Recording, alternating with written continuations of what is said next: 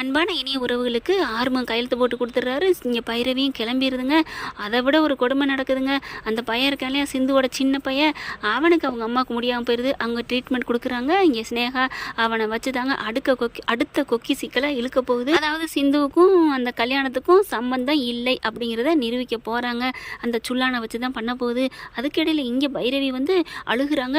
3 மாதத்துக்கு அப்புறம் போகிறேன், அவங்களுக்கு ஏதோ ஆயிரும்ல அப்படின்ட்டு. அதெல்லாம் பரவாயில்லம்மா, நீ கிளம்பு அப்படிங்கிறாங்க.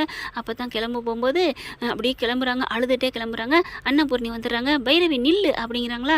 பைரவி அப்படியே நிற்கிது. அத்தை அப்படின்னு சொல்ல, இங்கே வா, எங்கே போகிற, என்னை விட்டுட்டு போயிடுவியா, அத்தையை விட்டு போயிடுவியா அப்படின்னு சொல்ல, அத்தை இல்லை அத்தை அப்படிங்கிறாங்க. இங்கே பார், எனக்கு எல்லாம் தெரியும் அப்படிங்கிறாங்களா. என்னத்தை சொல்கிறீங்க, நீ என்னென்ன பண்ணுன, டாக்டர் என்ன சொன்னாங்க, அதை நீ என்கிட்ட சொல்ல முடியாமல் தவிச்சது எல்லாமே எனக்கு தெரியும்டா அத்தை அப்படிங்கிறாங்க. இங்கே பார், இந்த ஜென்மத்தில் எனக்கு மருமான அது நீ மட்டும்தான், வேற யாரும் இல்லை, வேற யார் வந்தாலும் நான் ஏற்றுக்க மாட்டேன், நான் என் உயிர் இருக்கிற வரைக்கும் நீ இந்த வீட்டில் தான் இருக்கணும், இது ஏன் மேலே சத்தியம் அப்படின்னு அவங்க கையை எடுத்து தான் தலையில் வைக்கிறாங்க. பைரவி கையை எடுத்துட்டு பைரவி பார்க்குது. அத்தை, அப்போ நீங்கள் என்னை மன்னிச்சிட்டீங்களா, நான் உன்னை தப்பாகவே நினைக்கலடா, நான் நல்லா இருக்கணும் தானே எல்லாத்தையும் மறைச்சேன், இல்லத்தை நான் பயத்தில் தான் அப்படிங்கிறாங்க. சரி விடு, நீ வா அப்படிங்கல. இல்லை அவங்க புள்ள ஆறுமுகம் அவன் கிடக்குறேன், நீ வா அப்படின்னு சொல்லி கூப்பிட, அப்படியே ஆறுமுகத்தை பார்த்துட்டே வருதா. ஆறுமுகம், எங்கள் அம்மாவால் நீ தப்பிச்ச பொழைச்சி போன அப்படின்னு சொல்ல, டே படா அப்படின்ட்டு போகிறாங்க.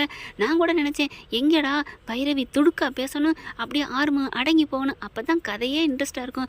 ஆனால் இங்கே அடங்கி போயிட்டாங்களே பைரவி, நல்லாவே இருக்காத கதை அப்படின்னு நினச்சா, இப்போ தாங்க கதை நல்லா சூப்பராக சூடு பிடிக்க போகுது.